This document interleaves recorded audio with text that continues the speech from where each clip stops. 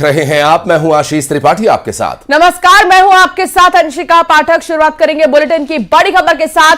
आज से भोपाल में इंडस्ट्री लीडर्स का महामंच सजेगा। दरअसल प्रधानमंत्री नरेंद्र मोदी जीआईएस का उद्घाटन करेंगे और इस वक्त सीधी तस्वीरें आपको दिखा रहे हैं। देखिए, सुबह सुबह पहुंच गए हैं मुख्यमंत्री मौके पर और जायजा ले रहे हैं। इस वक्त ये जो समिट है काफी महत्वपूर्ण समिट है अंशिका, चूंकि जीआईएस का उद्घाटन खुद प्रधानमंत्री नरेंद्र मोदी करने के लिए पहुंचेंगे तो किसी तरह की कोई कोताही ना रहे, कोई ऐसी संभावना न बने जिससे कि कोई भी चूक लगे इस भव्य कार्यक्रम में। इसको एक बार फिर खुद सुनिश्चित करने के लिए मुख्यमंत्री मौके पर पहुंचे।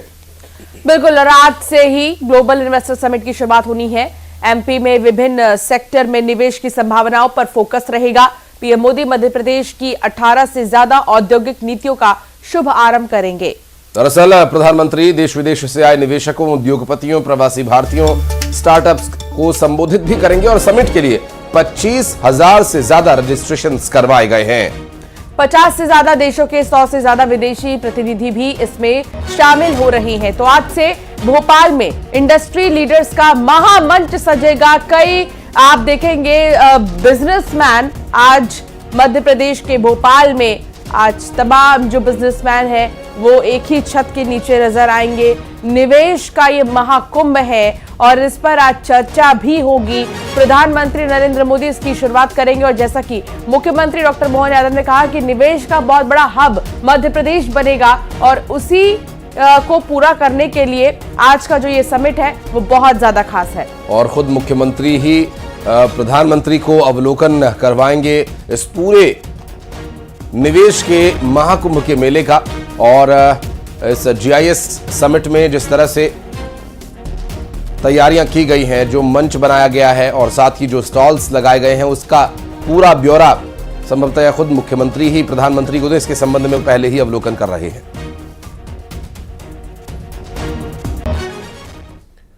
और मध्य प्रदेश में एविएशन सेक्टर में निवेश के लिए 5 कंपनीज ने अब तक प्रस्ताव दिए हैं। सूत्रों के मुताबिक भोपाल के राजा भोज एयरपोर्ट के पास एशिया की पहली एयरक्राफ्ट डिसमेंटल यूनिट लगाने का प्रस्ताव मिला है। जर्मनी की कंपनी ने करीब 200 करोड़ की लागत से यूनिट स्थापित करने में रुचि दिखाई है। और इतना ही नहीं, 5 कंपनीज ने मध्य प्रदेश में एविएशन में निवेश के लिए अलग अलग प्रस्ताव दिए हैं, जिसमें जीआईएस में जर्मनी कंपनी समेत एयर इंडिया, प्रधान और फ्रैंकफर्ट इंस्टीट्यूट समेत 5 कंपनीज इसमें एमओयू साइन कर सकती हैं। और सूत्रों के मुताबिक जर्मन कंपनी को भोपाल एयरपोर्ट से लगी हुई लगभग 30 एकड़ जमीन की आवश्यकता है। सूत्रों के मुताबिक एयर इंडिया की एयर इंडस्ट्रीज की माफ कीजिएगा कंपनी प्रधान ने उज्जैन में एयरपोर्ट बनाने के लिए भी प्रस्ताव दिया है। सूत्रों के हवाले से ये जानकारी भी मिल रही है। एक कंपनी ने पचमढ़ी हवाई अड्डा बनाने की पेशकश की है। फ्रैंकफर्ट इंस्टीट्यूट का मध्य प्रदेश में 5 ट्रेनिंग सेंटर शुरू करने का प्रस्ताव है। तो अभी से ही 5 कंपनियों ने प्रस्ताव दे दिए हैं निवेश के लिए और उनमें कौन कौन सी कंपनी है ये हम आपको बता रहे हैं।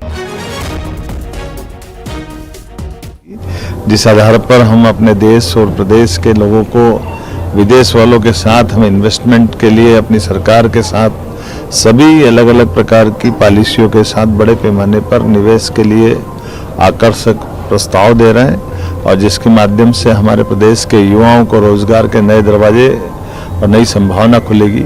मैं मान के चलता हूँ आज के इस दौर में यशस्वी प्रधानमंत्री के नेतृत्व में बहुत तेजी से बढ़ने वाले प्रदेशों में मध्य प्रदेश जब आया है तो मध्य प्रदेश को हमारी आर्थिक प्रगति की दर और तेज करने के लिए इसी प्रकार के इन्वेस्टमेंट के कार्यक्रम करने की ज़रूरत है।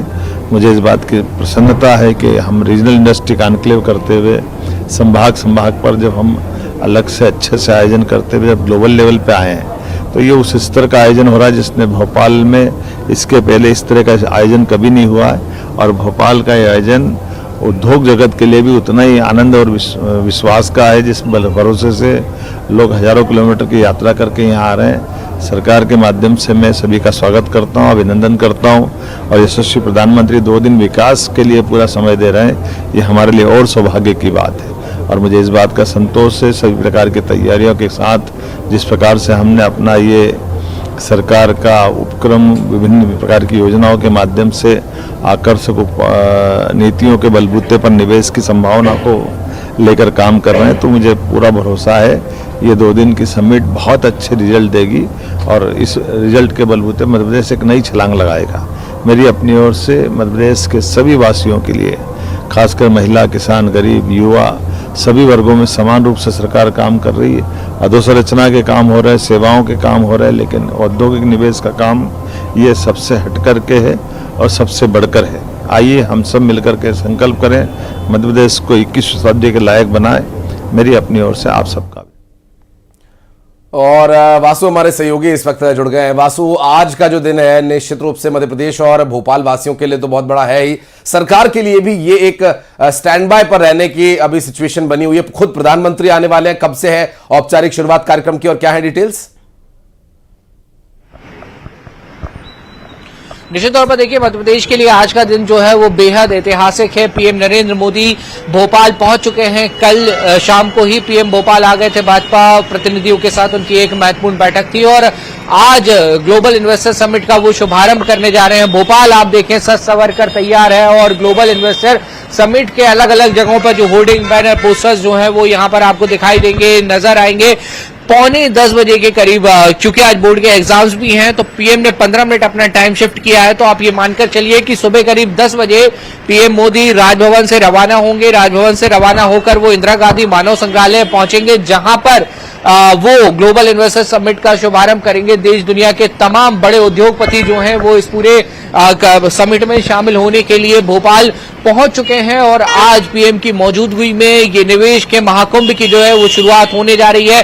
अलग अलग सेक्टर्स में हम बात करें, आईटी का सेक्टर हो, स्टार्टअप का सेक्टर हो, फूड प्रोसेसिंग का सेक्टर हो, एग्रीकल्चर से जुड़ी हुई इंडस्ट्री हो, माइनिंग से जुड़ी हुई इंडस्ट्री हो, इन तमाम सेक्टर्स में मध्य प्रदेश में बड़े पैमाने पर निवेश आएगा, क्योंकि इसके लिए बृहद तैयारी जो है वो की गई थी। मोहन यादव जो मध्य प्रदेश के मुख्यमंत्री, उन्होंने विदेशों में तक गए, वहां उद्योगपतियों से मुलाकात की और कई जगहों पर रोड शोज करने का काम किया और उसका अब जो सुखद परिणाम है, सुखद नतीजा है, वो आज दिखाई देगा। जी बहुत शुक्रिया वासु, नजर बनाए रखिएगा। और आज क्योंकि ग्लोबल इन्वेस्टर समिट की शुरुआत होगी और प्रधानमंत्री नरेंद्र मोदी इस समिट का शुभारंभ करेंगे। बहुत शुक्रिया आपका जानकारी साझा करने के लिए।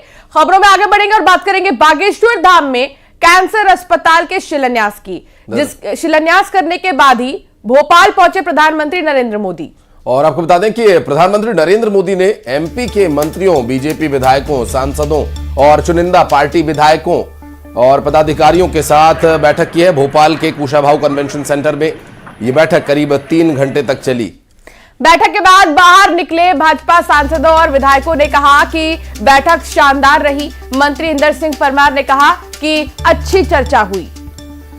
बात ये अच्छी हुई है, उनका कहना है, और काम की बात हुई है, चूंकि जो मीटिंग हुई उस मीटिंग में कुछ फ्रूटफुल रहा पार्टी कार्यकर्ताओं के लिए और साथ ही प्रधानमंत्री से मिलना हो पाया, उनसे अपने विचार साझा कर पाए। ये भी एक महत्वपूर्ण विषय होता है हर एक कार्यकर्ता के लिए। और इससे पहले प्रधानमंत्री नरेंद्र मोदी ने बागेश्वर धाम के मेडिकल एंड रिसर्च इंस्टीट्यूट का शिलान्यास किया। इस मौके पर मुख्यमंत्री डॉक्टर मोहन यादव और बागेश्वर धाम के पंडित धीरेन्द्र कृष्ण शास्त्री मौजूद रहे। 218 करोड़ रुपए की लागत से बनने वाले अस्पताल में पहले चरण में 100 बेड की सुविधा होगी। पीएम मोदी ने कहा कि ये हनुमान जी की कृपा है। और इससे जुड़ी 8 तस्वीरें भी साथ साथ आपको दिखा रहे हैं। आस्था का केंद्र आरोग्य का केंद्र बनने जा रहा है। नेताओं का एक वर्ग ऐसा है जो धर्म का उपहास करता है। कई बार विदेशी ताकतें भी इसका साथ देकर देश और धर्म को कमजोर करने की कोशिश करती दिखती हैं और हिंदू आस्था से नफरत करने वाले ये लोग सदियों से किसी न किसी वेश में हैं। और ये 8 तस्वीर हम आपको दिखा रहे हैं। पीएम मोदी ने पूजा की, जैसे ही वो यहाँ पर पहुंचे बालाजी की उन्होंने आरती की और मंदिर में पीएम मोदी नजर आए। बालाजी के दर्शन उन्होंने किए। मंच पर प्रधानमंत्री नरेंद्र मोदी तमाम संतों से उन्होंने मुलाकात की। पीएम का सम्मान किया गया और फिर राम भद्राचार्य से उन्होंने भेंट की। अस्पताल का फिर शिलान्यास किया। तो आजकल हम देखते हैं कि नेताओं का एक वर्ग ऐसा है जो धर्म का मखौल उड़ाता है, उपहास उड़ाता है, लोगों को तोड़ने में जुटा है और बहुत बार विदेशी ताकतें भी इन लोगों का साथ देकर देश और धर्म को कमजोर करने की कोशिश करती दिखती है। हिंदू आस्था से नफरत करने वाले ये लोग सदियों से किसी न किसी भेष में रहते रहे हैं। इस मौके पर बागेश्वर धाम के पीठाधीश्वर धीरेन्द्र कृष्ण शास्त्री ने कहा कि पीएम मोदी गाय और गरीब की बात करते हैं। साथ ही उन्होंने ये भी कहा कि बागेश्वर बाबा ने कहा कि जब से मोदी जी पीएम बने हैं तब से पाकिस्तान भी कह रहा है हमें भी मिला लो। वहीं बागेश्वर बाबा ने अपनी शादी का भी जिक्र किया। इस दौरान पीएम मोदी हंस पड़े। ऐसे प्रधानमंत्री मिलना मुश्किल है जो गाय की बात करते, गंगा की बात करते तो गरीबों की भी बात करते हैं। ऐसे प्रधानमंत्री जी मिलना बहुत कठिन है जो दल से नहीं दिल से देश की सेवा करते हैं। ऐसे प्रधानमंत्री जी हम सबको मिले हैं कि हम बहुत गर्व के साथ कह सकते हैं, दीदी मां भी विराजमान है, 500 साल की सनातनियों की लड़ाई को उन्होंने ऐसे जीत करके बता दिया। लोग कहते थे परंदा पर नहीं मारेगा, उन्होंने राम लला को भव्यता के साथ बैठा दिया। और भारत ने पाकिस्तान को रौंदकर चैंपियंस ट्रॉफी में लगातार अपना दूसरा मैच जीत लिया है। भारत ने इस जीत के साथ ही सेमीफाइनल में अपनी जगह लगभग पक्की कर ली है। दरअसल भारत ने दुबई के स्टेडियम में खेले गए मैच में पाकिस्तान को पहले बल्लेबाजी करने के दौरान 241 रनों पर ही समेट दिया और इसके बाद महज 42.3 ओवर्स में 4 विकेट खोकर यह लक्ष्य हासिल कर लिया। भारत की जीत के सबसे बड़े हीरो रहे विराट कोहली। कोहली ने 100 रन की नाबाद पारी खेली, उन्हें प्लेयर ऑफ द मैच चुना गया है। ये तस्वीर हम आपको दिखा रहे हैं। पूरे देश में कोने कोने से देखिए आप जश्न का माहौल। मुंबई, नोएडा, नागपुर, वडोदरा, चेन्नई, अहमदाबाद, पटना, जम्मू, अलीगढ़ और रांची में देखिए कि जो जश्न है वो कैसे मनाया जा रहा है। ढोल नगाड़ों के साथ पटाखे जलाए जा रहे हैं और नाचते लोग नहीं थक रहे। और रात लगभग 9:45 बजे के आसपास ये जश्न मनाया गया जब मैच खत्म हुआ अंशिका। उसके बाद शोर, एक जो आतिशबाजी और एक उल्लास के साथ जो लोगों का शोर था वो सुनने को मिला। हर कोई अपने घर के बाहर निकल आया, सड़कों पर तिरंगा लेकर आतिशबाजी करते। और देखिए होली नजदीक है लेकिन लोग दिवाली मना रहे हैं और यहां लोगों ने जमकर दिवाली मनाई। और सबसे ज्यादा खुशी अंशिका लोगों को इस बात की थी कि विराट कोहली का बैट जो कई महीनों से खामोश लग रहा था, ऐसा माना जा रहा था कि Virat Kohli out of form चल रहे हैं, लेकिन सोता हुआ शेर तब तक ही सोता हुआ है जब तक उसकी आंखें नहीं खुली। और पाकिस्तान सामने हरा हरा हो तो विराट कोहली प्रदर्शन भी बेहतर करते हैं और पाकिस्तान के खिलाफ उनका रिकॉर्ड बहुत शानदार है और बहुत ही अच्छा दिन उन्होंने चुना अपनी फॉर्म कमबैक करने का। देखिए पाकिस्तान को हमेशा मुंह की खानी पड़ती है, चाहे वो सरहद की बात हो, चाहे हमारे सैनिक हो, चाहे हमारे खिलाड़ी हो, चाहे हर स्तर पे पाकिस्तान को धूल चटाने का काम भारत करता है हमेशा। जिस तरह से भारत विजय हुआ है ये सभी भारतवासियों की विजय है और सभी आम मानव बहुत खुश है। इस विजय से पाकिस्तान को धूल चटा दिया है भारत ने हर किसी क्षेत्र में, इसलिए हम सभी बहुत खुश हैं। आज हम पाकिस्तान को बताना चाहते हैं कि खेल का मैदान हो, सरहद का मैदान हो, बाप बाप ही रहेगा, बेटा बेटा ही रहेगा। अमित शाह ने ट्वीट कर टीम इंडिया को जीत पर बधाई दी है। सोशल मीडिया एक्स पर उन्होंने बधाई दी। दरअसल उन्होंने लिखा टीम इंडिया का शानदार खेल आपने करोड़ों खेल प्रेमियों को गर्व करने का अवसर दिया है। आगे के मैचों के लिए मेरी शुभकामनाएं। ये पोस्ट आपको दिखा रही हैं जो अमित शाह की तरफ से की गई है और उन्होंने कहा कि करोड़ों ऐसे क्रिकेट प्रेमी हैं, करोड़ों ऐसे लोग हैं जिनको आपने गर्व महसूस कराया है। और वेल प्ले टीम इंडिया के साथ उन्होंने इस अपने पोस्ट की शुरुआत की और साथ ही देश के इन वीर खिलाड़ियों को शुभकामनाएं दी जिन्होंने खेल के मैदान में एक बार फिर अपना जौहर दिखाया। और आज से छत्तीसगढ़ का बजट सत्र शुरू हो रहा है। बजट सत्र 21 मार्च तक चलेगा। वित्त मंत्री ओपी चौधरी 3 मार्च को बजट पेश करेंगे। विधानसभा अध्यक्ष डॉक्टर रमन सिंह ने बजट सत्र को लेकर जानकारी दी। बताया कि 24 फरवरी से 21 मार्च तक चलने वाले इस बजट सत्र के दौरान मैनेजमेंट की ट्रेनिंग देने के लिए विधायकों और मंत्रियों को रायपुर के IIM के अलावा लंदन भी भेजा जाएगा। सत्र में कुल 17 बैठकें होंगी। सदस्यों के द्वारा 2367 प्रश्न लगाए गए हैं। 122 ध्यान आकर्षण लगाए गए हैं। तो बजट सत्र की शुरुआत और उससे पहले ट्रेनिंग। आज से विधानसभा का बजट सत्र 24 फरवरी से 21 मार्च तक बजट सत्र चलेगा। हालांकि यह भी देखना अहम होगा कि आखिर छत्तीसगढ़ के लिए बजट के पिटारे से क्या निकलता है। और तनु वर्मा हमारी सहयोगी इस वक्त हमारे साथ जुड़ गए, बात करेंगे उनसे। तनु, आज शुरुआत होने वाली है बजट सत्र की, क्या है औपचारिकताएं, क्या कुछ है डिटेल्स विधानसभा के सत्र को लेकर?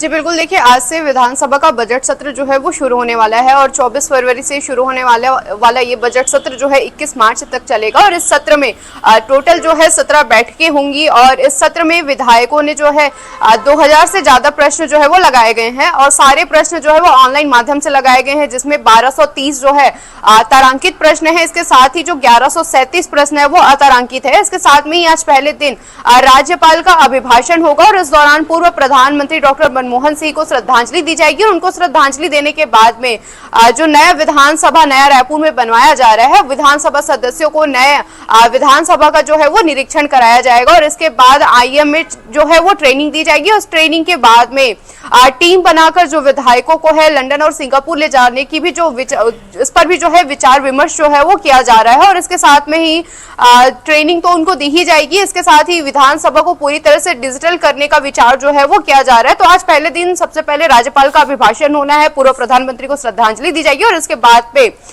जो है नए विधानसभा परिसर का निरीक्षण कराया जाएगा और जिसके बाद बजट सत्र में 3 मार्च को वित्त मंत्री ओपी चौधरी जो है वो बजट पेश करने वाले हैं। तो आज ये कुछ कार्यक्रम विधानसभा सत्र में होने वाले हैं, जिसके बाद कल परसों से ट्रेनिंग जो है वो शुरू हो जाएगी। जी बहुत शुक्रिया तनु जानकारी साझा करने के लिए। और बढ़ते आगे, अब एक दिल दहला देने वाली जो तस्वीर सामने आई है खंडवा से, वो आपको दिखाते हैं। यहाँ एक शख्स को मौत छू कर निकल गई। तस्वीरें खंडवा के शेर चौराहा की है, जहां पर एक ट्रैक्टर ने 2 व्हीलर और एक इलेक्ट्रिक ऑटो को चपेट में ले लिया। और आप देखिए ट्रॉली के नीचे एक शख्स आपको दिखाई दे रहा होगा पहिए के पास। इस हादसे में वो इसके चपेट में उसकी बाइक आ चुकी थी, लेकिन वो बाल बाल बचकर निकल गया। ये काफी गनीमत की और राहत की बात कही जा सकती है। हालांकि हादसा जो है काफी बड़ा और भयानक हो सकता था यदि वो उसकी चपेट में आ जाता।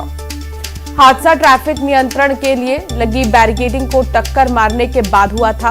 2 महिलाएं और बाइक सवार इलेक्ट्रिक ऑटो के नीचे दब गए। कुछ लोग घायल हुए हैं, जिन्हें अस्पताल पहुंचा दिया गया है।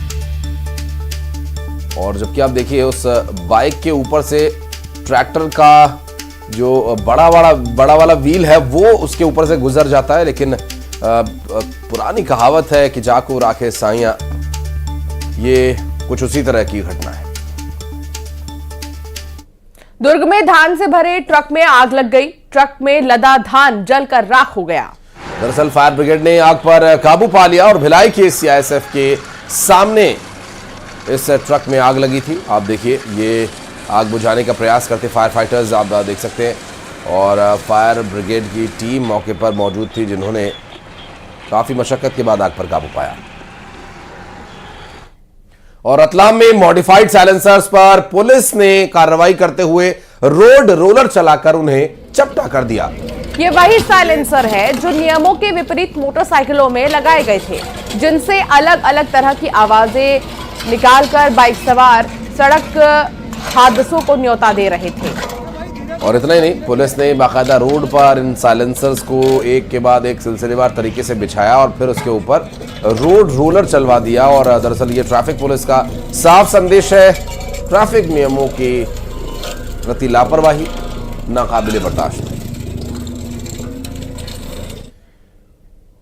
और इसी के साथ की कड़क खबरों में फिलहाल इतना ही। आप देखते रहिए News 18।